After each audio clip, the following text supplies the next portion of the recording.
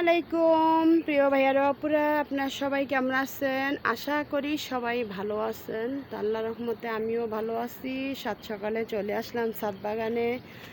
তো ছাদ বাগানে এসে আমি প্রথমে গাছের পরিচর্যা করি, গাছগুলো দেখি, তারপর কোনটার কি দরকার সেটা প্রয়োজন নিয়ে ভাবি, গাছের কি প্রয়োজন হয়, কখন কোনটা প্রয়োজন হয় সেটা নিয়ে ভাবি। তো আমি আমার ছাদ বাগানে প্রথমে সকালবেলা এসে পানি টানি দিয়েছি, গাছের যত্ন করে নিলাম।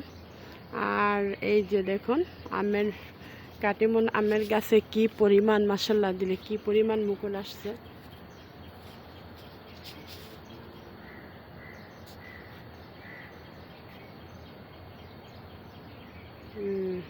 মাশাআল্লাহ দিলে অনেক পরিমাণে মুকুল আসছে এবার। তো এটা হচ্ছে আম্রপালি গাছের আম, তো দেখাইছি আপনাদেরকে। আর এই যে কামরাঙ্গা গাছের মাশাআল্লাহ অনেকগুলো কামরাঙ্গা ধরছে, ফলো করলে বোঝা যায়। ছোট ছোট ছোট ছোট কামরাঙ্গা, এই যে ছোট ছোট কামরাঙ্গা।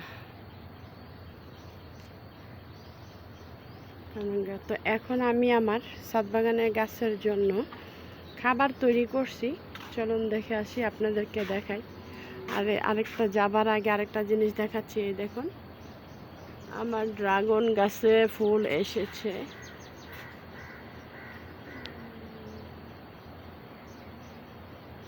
দুইটা ফুল আসছে, আশা করি আরও আসবে। এই বৃষ্টির সময় নাকি ফুল আসে আমি শুনছি।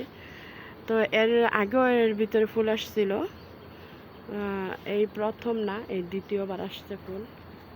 তো চলুন আমি আমার গাছের জন্য কি খাবার তৈরি করি সেটা আপনাদেরকে দেখাই, কিভাবে তৈরি করি, কি প্রসেসে রাখা হয়। চলুন আজকে আপনাদেরকে দেখাবো আমি আমার ছাদ বাগানে গাছের খাবার। এই যে এখানে আমি আমার গাছের জন্য খাবার তৈরি করছি। এখানে আছে ভাতের মাড়, চাউল ধোয়া পানি, সবজির খোসা, বিভিন্ন সবজির খোসা, এগুলো পচে একটা সার তৈরি হয়। আর সেই পানিগুলা তরল সার বানাই। পানিগুলো এক বালতি পানির মধ্যে এক মুখ পানি মিশিয়ে তারপর গাছের গোড়ায় দিই। তো এগুলো এখন আমি নিচে রাখছিলাম, এই টপের মধ্যে নিচে রেখে তারপর আমি সারটা তৈরি করছি। তো এখন এগুলো আবার আমি ছাদের উপরে নিয়ে ড্রামের ভিতরে রাখবো। চলুন কিভাবে কোন প্রসেসে রাখি সেটা দেখাচ্ছি। এই যে ছাদ বাগানে এখানে একটা ড্রাম রাখা আছে কল সিস্টেমের, আর এর ভিতরে আমি এই যে সবজি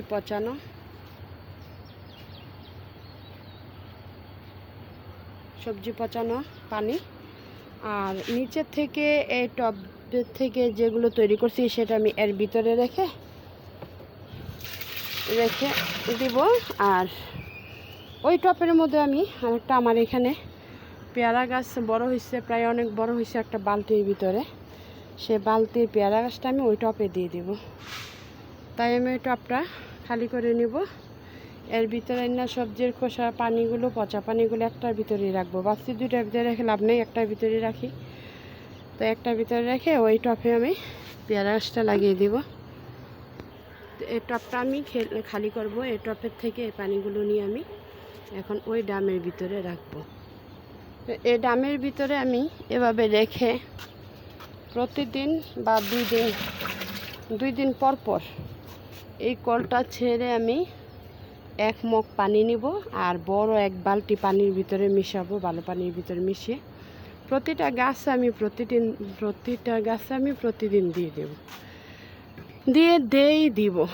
আর এই যে দেখুন আমার ডালিম গাছে কি পরিমাণ মাশাআল্লাহ দিলে ফুল আসছে।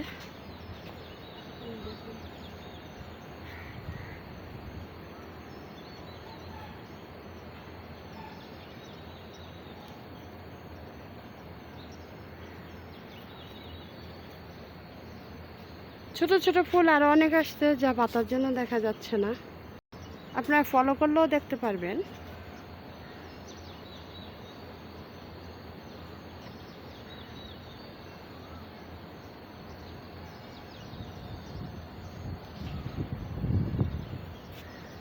এ হচ্ছে আমার বিচি থেকে হাতে তৈরি করা আনারের চারা। এই যে এই হচ্ছে আমার আনারের চারা। এখানে তিনটা আছে, দুইটা ক্যারেটের ভিতরে, ফলের ক্যারেটের ভিতরে। একটার ভিতরে দুইটা রোপণ করছি, আর একটার ভিতরে একটা রোপণ করছি। আর এখানে বিচি থেকে দুইটা আছে, এগুলো ছোট ছোট, একটা ক্রেটের ভিতর দুইটা চারা। তো ভাইয়ারা আপুরা, আমার ছাদ বাগানে গাছের জন্য এই খাবারই আমি দিয়ে থাকি, প্রতিদিনও তো আমি এই খাবারই দিই। এই খাবার দিয়ে যে কটা ফল আসে সে কটা ফলই আমার যথেষ্ট। তবে গাছই ছোট, গাছ যখন অনেক বড় হবে তখন আশা করি আরও সুন্দর হবে আমার ছাদ বাগানটা। এই যে মাশাআল্লাহ দিলে কত বড়, এই দেখুন এক পাঞ্জা, এই যে এক পাঞ্জা আমটা মাশাআল্লাহ আরও বড় হবে। তো এই হয়েছে আমার ছাদ বাগান। তারপর করমজা গাছেও কিছু করমজা আসছে, এই দেখুন।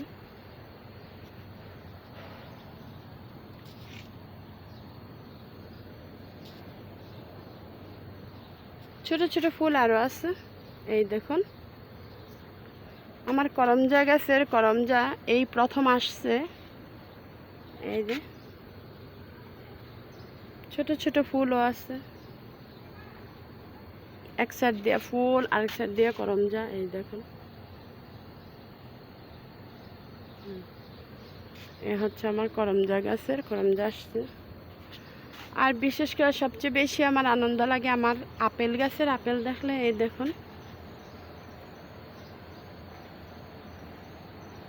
মাশাআল্লাহ দিলে আপেলগুলো বড় হইতেছে।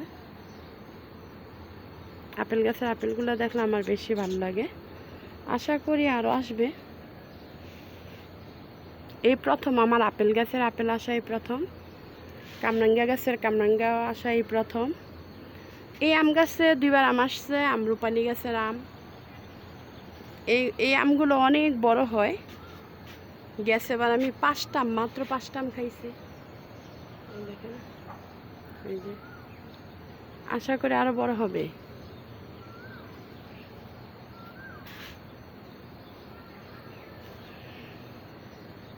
আর এই কামরাঙ্গা গাছে আরও কামরাঙ্গা খাইছি দুইবার, সরি কামরাঙ্গা না, আমরা খাইছি আরও দুইবার। এখন দেখুন এই যে আসল সত্যি কথা বলতে আমি ভালো করে পরিচর্যা করলে আমার গাছ ভর্তি ফল আসতো, কিন্তু আমি ভালো করে পরিচর্যা অনেক সময় আলসামির কারণে কিছু ওষুধ দেওয়া লাগে, কীটনাশক ফাঙ্গিসাইড এগুলো দেওয়া লাগে, কিন্তু আলসামির কারণে দিতে পারি না, যার কারণে ফলগুলো ঝরে যায়। যখন ফুল আসে তখন এই যত্নটা করতে হয়।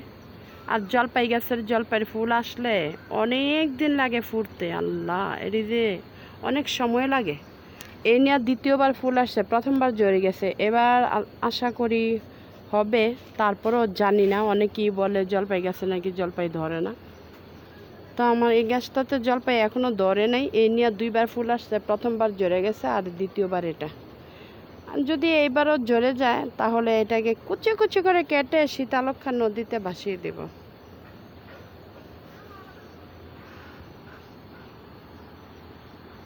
তো ভাইয়ারা আপুরা, এ হলো আমার ছাদ বাগান। কালকে আমি ছাদ বাগানে ফুলগুলো গনে দেখলাম কি কি ফুলের ভ্যারাইটিস আছে, এখন কত রকমের ফুল গাছ আছে। কালকে আমি খাতায় লিস্ট করতে গিয়ে দেখি আমার ছাদ বাগানে 15 রকমের ফুল গাছ আছে। তবে 15 রকমের ফুল গাছ আছে, আমি 15 রকমের ফুল গাছ অবাক হয়ে রয়েছি, যেহেতু আমি ডাল কাটিং করে চারা তৈরি করছি।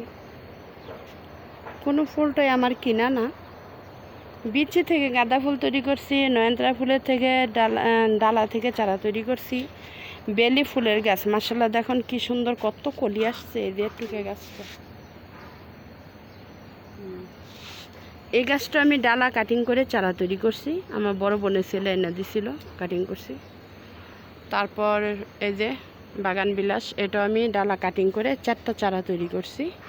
এই যে এখনো একটার ভিতরে রয়ে গেছে, আর বাকিগুলো একটা বড় বালতিতে দিচ্ছি, এটা একটু বড় বালতিতে দিচ্ছি, বাকিগুলো এভাবেই হয়েছে। দেখুন ভাইয়ারা পুরা সাজনার বিচি কীভাবে হয়েছে, 12 মাসি সাজনা। অনেক শখ ছিল সাজনা গাছের ডালা থেকে চারা তৈরি করতে পারি না, অনেক চেষ্টা করছি, অনেকবার চেষ্টা করছি। তো দুলাভাই অনেকগুলো বিসি এনে দিয়ে গেছে, আর বিসি থেকে বিশেষ করে অনেকগুলো চারা তৈরি করে এখানে অনেক বিসি ফেলাই রাখছে। এবার বিসি থেকে চারা তৈরি হলো মনে করবেন অনেক অনেক চারা। তবে আমার ছাদ বাগানে যতগুলো চারা তৈরি করছি, যখন বেশি হয় তখন আমি মানুষকে দিয়ে দিই, কিছু চারা দিয়ে দিই। আমার ছাদ বাগানের জন্য বেশি না, আমি বড় জোর 5টা রাখি, আর 5টার থেকে 5টা না রাখতে পারলে 2টা রাখি।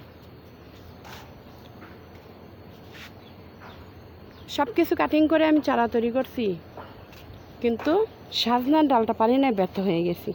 যার কারণে দুলাভাই বিসি এনে দিয়ে বিসির থেকে আমার চারা তৈরি হইতেছে। তো ভাইয়ারা আপুরা কি আর বলবো, এই হচ্ছে আমার ছাদ বাগান। আজকের জন্য এখানে রেখে দিলাম। সবাই ভালো থাকবেন, আমার জন্য দোয়া করবেন, সবাই ভালো থাকবেন, আমিও দোয়া করি আপনারা সবাই ভালো থাকেন। গাছের ফল ফুল দেখলে অনেক শান্তি লাগে। তো ভাইয়ারা আপনারা আজকের জন্য এখানে রেখে দিলাম, সবাই ভালো থাকবেন। ওকে, আল্লাহ হাফেজ।